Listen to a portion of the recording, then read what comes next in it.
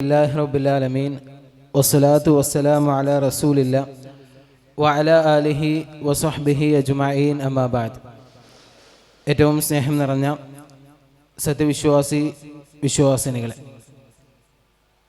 ഈ ഒരു പ്രചാരോദ്ഘാടനം ഇവിടെ അവസാനിക്കുമ്പോൾ വലിയ ഒരു ദൗത്യം ഏറ്റെടുത്തുകൊണ്ടാണ് നമ്മൾ ഓരോരുത്തരും ഇവിടെ നിന്ന് മടങ്ങുന്നത്. കാരണം നമുക്കറിയാം, പ്രവാചകൻ സ്വല്ലല്ലാഹു അലൈഹി വസല്ലമ അത്തരത്തിലുള്ള ഒരു ദൗത്യം നമ്മളെ ഏൽപ്പിച്ചുകൊണ്ടാണ് ഈ ദുനിയാവിൽ നിന്നും മടങ്ങുന്നത്. കാരണം പ്രവാചകന്റെ വാക്കുകളിൽ നിന്ന് നമുക്ക് മനസ്സിലാക്കാം, ബല്ലിഉ അന്നീ വലൗ ആയ, എന്നിൽ നിന്നൊരായത്തെങ്കിലും നിങ്ങൾ കേട്ട് കഴിഞ്ഞാൽ അത് മറ്റുള്ളവരിലേക്ക് നിങ്ങൾ എത്തിച്ചു നൽകണം. ഇത് പ്രവാചകൻ വിശ്വാസി സമൂഹത്തോടായി പറഞ്ഞ ഒരു വിഷയമാണ്. പരിശുദ്ധ ഖുർആനിലും അത് നമുക്ക് കാണാൻ സാധിക്കും. വൽ അസ്ർ ഇന്നൽ ഇൻസാന ലഫീ ഖുസ്ർ, തീർച്ചയായും കാലം തന്നെയാണ് സത്യം, മനുഷ്യൻ നഷ്ടത്തിലാണ്. എങ്ങനെയുള്ള മനുഷ്യരാണ്? ഇല്ലല്ലദീന ആമനു വഅമിലുസ് സ്വാലിഹാതി വതവാസൗ ബിൽ ഹഖ് വതവാസൗ ബിസ്സബ്ർ. മനുഷ്യർ നഷ്ടത്തിലാകാതിരിക്കുന്ന വിഭാഗത്തിനെ കുറിച്ച് പരിശുദ്ധ ഖുർആൻ പരിചയപ്പെടുത്തുന്നുണ്ട്. ഇല്ലല്ലദീന ആമനു വഅമിലുസ് സ്വാലിഹാത്ത്, തീർച്ചയായും സത്യത്തെ മുറുകെ പിടിച്ചുകൊണ്ട് സൽക്കർമ്മങ്ങളിലൂടെ മുന്നേറുന്ന ആളുകളാണ്. അവിടെ പരിശുദ്ധ ഖുർആൻ നിർത്തിയില്ല. ഒരിക്കലും നിങ്ങൾ നമസ്കാരങ്ങളും ഹജ്ജും നോമ്പുമായി നിങ്ങളുടെ ജീവിതത്തെ നിങ്ങൾ മുന്നോട്ട് കൊണ്ടുപോകുന്നതോടൊപ്പം നിങ്ങൾ ജീവിതത്തിൽ വിജയിച്ചു എന്നും സ്വർഗത്തിന്റെ അവകാശികളായി എന്നും ഇസ്ലാം ഒരിക്കലും അവിടെ അവസാനിപ്പിക്കുന്നില്ല.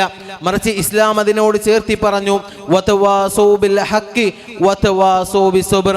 നിങ്ങളുടെ സമുദായത്തിൽ നടക്കുന്ന അധർമ്മങ്ങളിലേക്ക്, അതേപോലെ തന്നെ മറ്റുള്ള മോശം പ്രവർത്തനങ്ങളെ കണ്ടുകൊണ്ട് അവർക്കിടയിലേക്ക് നിങ്ങൾ ഇറങ്ങിച്ചെല്ലണം. സത്യത്തിന്റെ പാതയായ ലാ ഇലാഹ ഇല്ലല്ലാഹ്, യഥാർത്ഥമായ തൗഹീദിന്റെ ആശയങ്ങൾ അവരിലേക്ക് എത്തിച്ചു നൽകുന്ന വിശ്വാസികളായി നിങ്ങൾക്ക് മാറാൻ സാധിക്കുമ്പോൾ മാത്രമാണ് യഥാർത്ഥത്തിൽ നിങ്ങൾ സ്വർഗത്തിന്റെ അവകാശികളായി മാറുന്നത് എന്നുള്ളതാണ്. അഥവാ സത്യത്തെ നിങ്ങൾ വിശ്വസിക്കുന്നതോടൊപ്പം പ്രവർത്തനങ്ങളോടൊപ്പം നിങ്ങളുടെ കൂട്ടത്തിൽ ദഅവത്തും ഉണ്ടാകണം എന്നുള്ളതാണ്. പരിശുദ്ധ ഖുർആൻ പരിശോധിക്കുന്ന സമയത്ത് ബനൂ ഇസ്രായേലിലെ കുരങ്ങന്മാരാക്കിയ ഒരു കഥ നമ്മൾ കേട്ടിട്ടുണ്ട്. ആരാണ് ആ കുരങ്ങന്മാരാക്കിയ വിഭാഗം ഏതാണ്? അല്ലെ, നമ്മൾ ആ കഥ ഇങ്ങനെ പരിശോധിക്കുന്ന സമയത്ത് 3 വിഭാഗം ആളുകളെ നമുക്ക് അവിടെ കാണാൻ സാധിക്കും. ഒന്നാമത് തെറ്റ് ചെയ്ത വിഭാഗമാണ്. രണ്ടാമത്തെ വിഭാഗം തെറ്റിൽ നിന്ന് വിട്ടുനിന്ന് നന്മ ചെയ്ത വിഭാഗമാണ്. മൂന്നാമത്തെ വിഭാഗം നന്മ ചെയ്തു, പക്ഷേ തെറ്റിനെ വിലക്കാതെ തെറ്റിനെ അനുകൂലിച്ചു എന്നുള്ളതല്ല, മറിച്ച് തെറ്റിനെതിരെ സംസാരിച്ചില്ല എന്നുള്ളത് കൊണ്ട് അള്ളാഹു അവരെ ശപിച്ചു എന്നുള്ളതാണ്. അഥവാ നമ്മളുടെ മുന്നിലൂടെ നടക്കുന്ന തിന്മകൾക്കെതിരെ, തീവ്രവാദ പ്രവർത്തനങ്ങൾക്കെതിരെ, അധാർമികമായ പ്രവർത്തനങ്ങൾക്കെതിരെ ശബ്ദിക്കുന്നവനായ ഒരു വിശ്വാസി മാറുമ്പോൾ മാത്രമാണ് അവന്റെ ഈമാനും ഇസ്ലാമും പരിപൂർണമാകുന്നത് എന്നുള്ളതാണ്. അതുകൊണ്ടാണ് പ്രവാചകൻ സ്വല്ലല്ലാഹു അലൈഹി വസല്ലമ നമ്മളോട് കൃത്യമായി പറഞ്ഞത്, നിങ്ങൾ മുഖേന ഒരാൾ ഇസ്ലാമിലേക്ക് കടന്നു വരുന്നതാണ് ദുനിയാവിലുള്ള സകലമാന സമ്പാദ്യങ്ങളും നിങ്ങൾ അടക്കി ഭരിക്കുന്നതിനേക്കാൾ നിങ്ങൾക്ക് ഉത്തമമാകുന്നത് നിങ്ങൾ മുഖേന ഒരാളെങ്കിലും ഇസ്ലാമിന്റെ ആദർശം മനസ്സിലാക്കി നന്മയുടെ പാതയിലേക്ക് കടന്നു വരുന്നതാണ്. ആ ഒരു ആദർശത്തെ മുൻനിർത്തിക്കൊണ്ട് നമ്മൾ ഈ പ്രചാരോദ്ഘാടനത്തിന്റെ യഥാർത്ഥമായ ആശയം മനസ്സിലാക്കണം എന്നുള്ളതാണ്. ഇനി അങ്ങോട്ട് ദഅവാ സമ്മേളനത്തിന്റെ വിജയത്തിനായുള്ള പ്രവർത്തനങ്ങളിലേക്ക് നമ്മൾ ഇറങ്ങാൻ പോവുകയാണ്. കുടുംബ സംഘങ്ങളായി, അതേപോലെ തന്നെ ലഘുലേഖ വിതരണങ്ങളായി, കവല പ്രസംഗങ്ങളായി, നോട്ടീസുകളുടെ വിതരണങ്ങളായി നമ്മളിനി ദഅവാ സമ്മേളനത്തിന്റെ വിജയത്തിലേക്കുള്ള വലിയ ഒരു പ്രവർത്തനങ്ങളിലേക്ക് നമ്മൾ ഇറങ്ങാൻ പോവുകയാണ്. അതുകൊണ്ട് സജീവമായി നമുക്കതിലേക്ക് പ്രവർത്തിക്കാൻ സാധിക്കണം എന്നുള്ളതാണ്. അല്ലെ, ആധുനിക കാലഘട്ടത്തിനെ കുറിച്ച് നമുക്കറിയാം. എന്തൊരത്ഭുതമാണ്, അല്ലെ, എന്തൊരത്ഭുതമാണ്. ആദ്യകാലങ്ങളിൽ ഒരു സമ്മേളനം വിജയിക്കണമെങ്കിൽ 4-3 മാസങ്ങൾക്ക് മുമ്പ് പ്രവർത്തനങ്ങൾ ആരംഭിക്കണമായിരുന്നു. ഓരോ വീടാന്തരം കയറി അവരോട് തൗഹീദിന്റെ ആദർശത്തിനെ കുറിച്ച്, നടക്കാനിരിക്കുന്ന സമ്മേളനത്തിനെ കുറിച്ച് അവരെ പറഞ്ഞു മനസ്സിലാക്കേണ്ട ആവശ്യകത നമ്മുടെ മുന്നിൽ ഉണ്ടായിരുന്നു.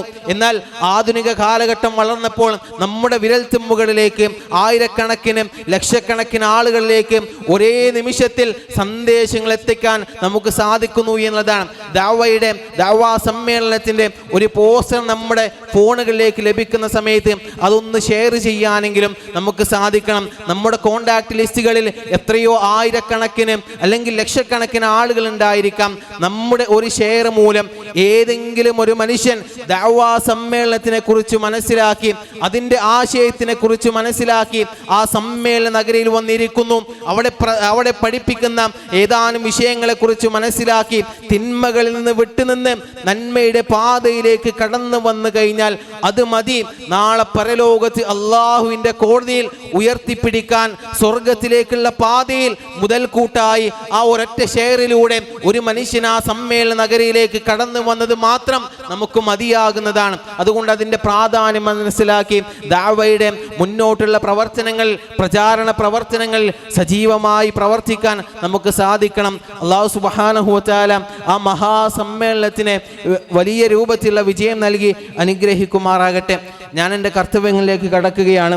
നമ്മുടെ ഈ ഒരു പരിപാടിയിലേക്ക് സ്വാഗത ഭാഷണം നിർവഹിച്ച ഷുഹൈബ് സൊലാഹി, അതേപോലെ തന്നെ അധ്യക്ഷ പദവി അലങ്കരിച്ച നമ്മുടെ Jamia Nadvia Arabic college principal doctor Muhammad Ali Ansari, ഉദ്ഘാടന കർമ്മം നിർവഹിച്ച കേരള ജമിഅത്തുൽ ഉലമ പ്രസിഡന്റ് PP മുഹമ്മദ് മദനി, അതേപോലെ തന്നെ ഈ പരിപാടിയിലേക്ക് ആശംസ അർപ്പിച്ച് സംസാരിച്ച Adil Latheef Swalahi, T Yusuf Ali Swalahi, K Sulaiman master, അതേപോലെ തന്നെ ഈ ഒരു പരിപാടിയിൽ വലിയ പ്രഭാഷണം നിർവഹിച്ച് നൽകിയ PK സക്കരിയ സൊലാഹി, നസീറുദ്ദീൻ റഹ്മാനി, അബ്ദുൽ മജീദ് സുഹരി എന്നിവർക്കും ഈ ഒരു പരിപാടിയിൽ അവസാനം വരെ നിമിഷം ഇരുന്ന് ഈ ഒരു പരിപാടി ശ്രവിക്കുകയും ഈ പരിപാടിയെ വിജയിപ്പിച്ച ആളുകൾ എന്ന നിലയ്ക്ക് എല്ലാവർക്കും ഒറ്റവാക്കിൽ നന്ദി പറഞ്ഞുകൊണ്ട് നിർത്തുന്നു.